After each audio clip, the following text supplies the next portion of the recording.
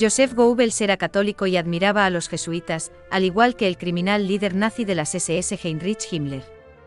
La afinidad entre el nacionalsocialismo y el catolicismo impresiona más aún al estudiar los métodos de propaganda y la organización interna del partido. Joseph Goebbels estudió en un colegio jesuita y fue seminarista, es decir, quiso ser un sacerdote jesuita, antes de dedicarse a la literatura y la política. En cada página y cada línea de sus escritos recuerda las enseñanzas de sus maestros, por tanto, recalca la obediencia y el desprecio de la verdad, debido al relativismo moral que extrajo de la secta ultracatólica española.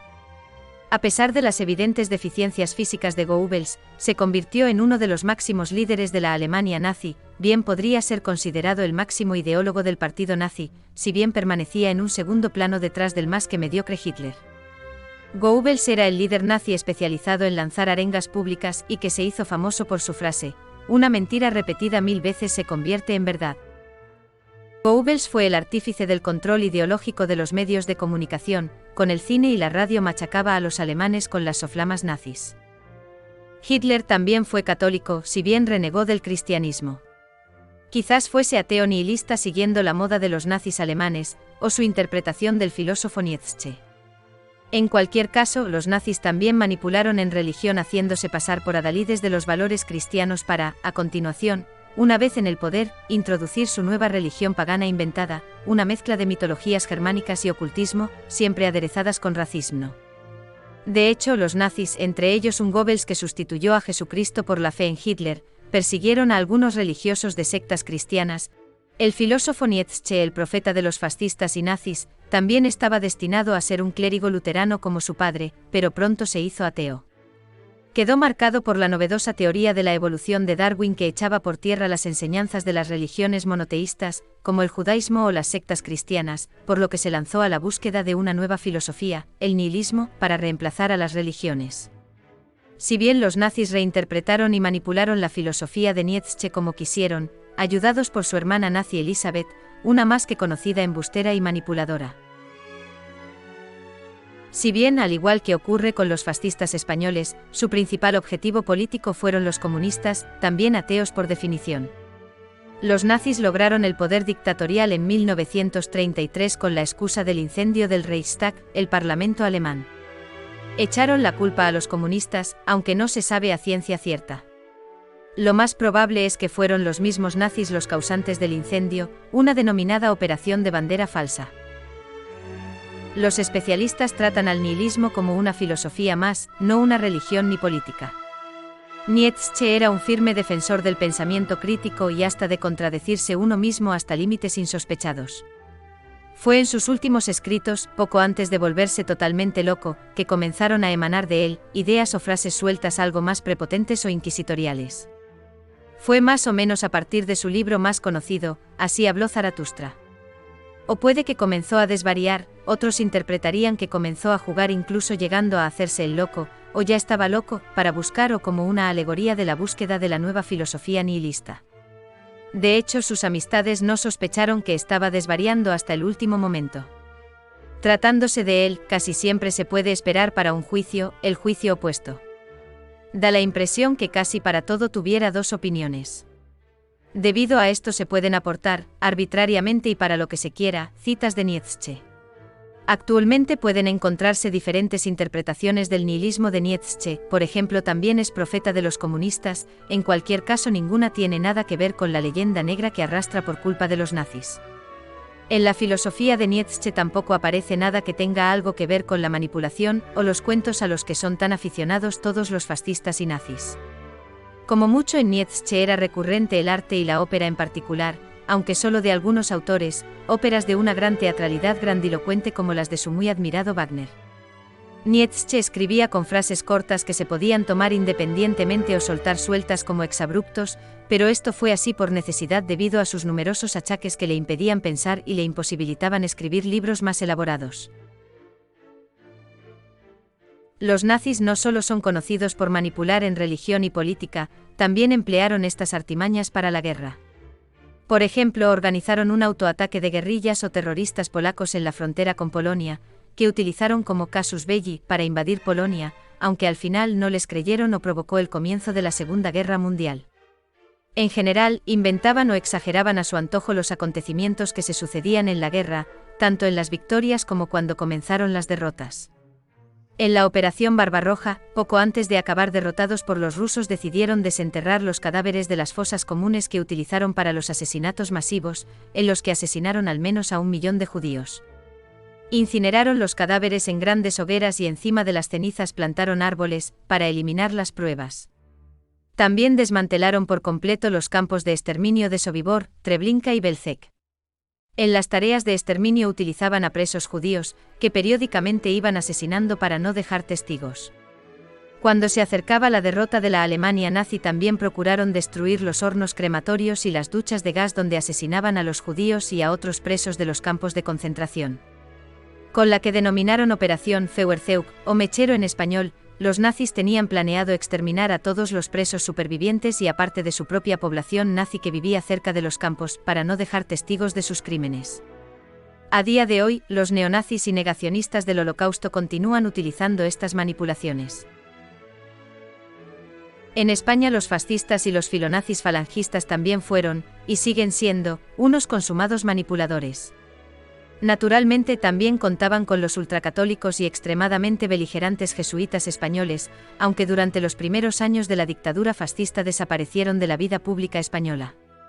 Esta desaparición no deja de ser pintoresca, cuando los jesuitas habían estado dominando la España ultracatólica y fascista.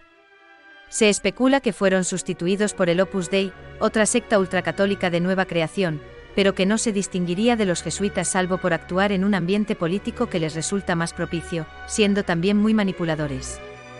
O puede que también esta desaparición de los jesuitas se deba a la manipulación de la información, tanto es así que por cada imagen, dato o libro comprometedor para con los jesuitas, antes se encuentra una montaña de información de los jesuitas de color de rosa.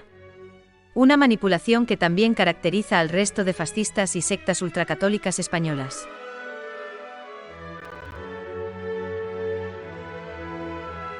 Antes de la dictadura fascista, los jesuitas habían estado dominando la España ultracatólica y fascista por medio de un tinglado más media, con la intención de manipular y adoctrinar a todos los españoles. Con la denominada Asociación Católica de Propagandistas contaban con diarios, editoriales, colegios, universidades o partidos políticos, hasta tenían un grupo propio de paramilitares fascistas denominados los Camisas Verdes. Varios conocidos cabecillas políticos pertenecían o eran afines a la secta de los jesuitas, tanto del Partido Nacionalsocialista, Falange, como del gran partido de la derechona, CEDA. En la CEDA estaba integrado el Partido de los Jesuitas, Acción Popular, antes Acción Nacional. Uno de los líderes políticos afines a los jesuitas era Gil Robles, el gran líder de la CEDA. Cuando se supone que era la derecha más moderada que hubo en esos años, desde el primer día que comenzó el segundo intento de democracia en toda la historia de España, el de la Segunda República, soltó lindezas como esta. Hay que ir a un Estado nuevo, y para ello se imponen deberes y sacrificios. ¿Qué importa que nos cueste hasta derramar sangre? Para realizar este ideal no vamos a detenernos en formas arcaicas. La democracia no es para nosotros un fin, sino un medio para ir a la conquista de un Estado nuevo. Llegado el momento, el Parlamento o se somete o le hacemos desaparecer. Aunque los fascistas españoles no parecía que estuvieran hablando de broma, dado el golpe de Estado y la guerra civil que montaron, sí que una vez en el poder se caracterizaron por una manipulación constante. Ya durante la guerra civil, desde antes de alcanzar el poder, los fascistas iban promulgando leyes sobre la marcha, según ellos, con carácter oficial, es decir, que les valdrían como un justificante legal para cometer los crímenes, o quizás cara a sus futuros libros de historia manipulada.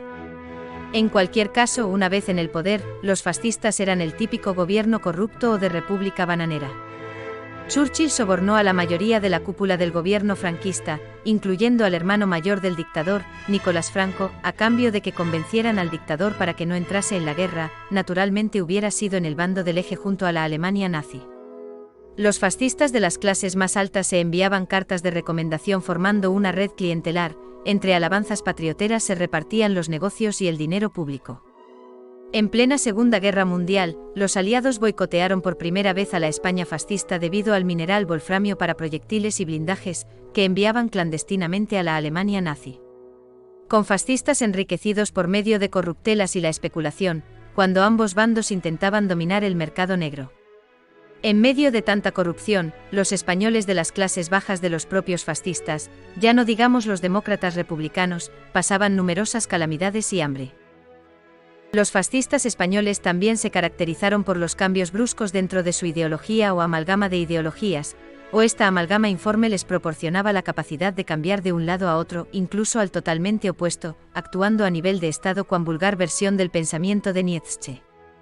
Por ejemplo, en economía pasaron del anticapitalismo nacionalsocialista al capitalismo.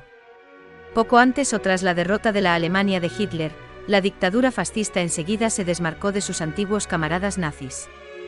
Franco apartó de la vista del público a su cuñado, Serrano Suñer, el muy filonazi falangista, que era ministro de Exteriores y hacía de puente entre el Estado fascista español y la Alemania nazi. Este falangista además ordenó destruir todos los documentos oficiales que le relacionasen con los nazis. Hoy día los historiadores tan solo cuentan con copias que guardaban los nazis alemanes. Para impulsar la economía nacional, el gobierno pone en marcha una serie de medidas. El ministro Arrese resume las claves en su discurso de apertura del tercer Consejo Sindical. El ministro secretario general del movimiento pronuncia un discurso.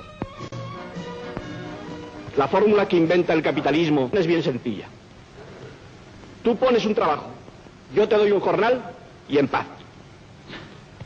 Con esta sencilla fórmula, que no es otra que la terrible injusticia de la compraventa del trabajo, el capitalismo intenta justificar su afirmación de que el capital es el único que produce y que el obrero no es más que un elemento secundario de la producción que vende su trabajo como otros venden las materias primas y los útiles de labor.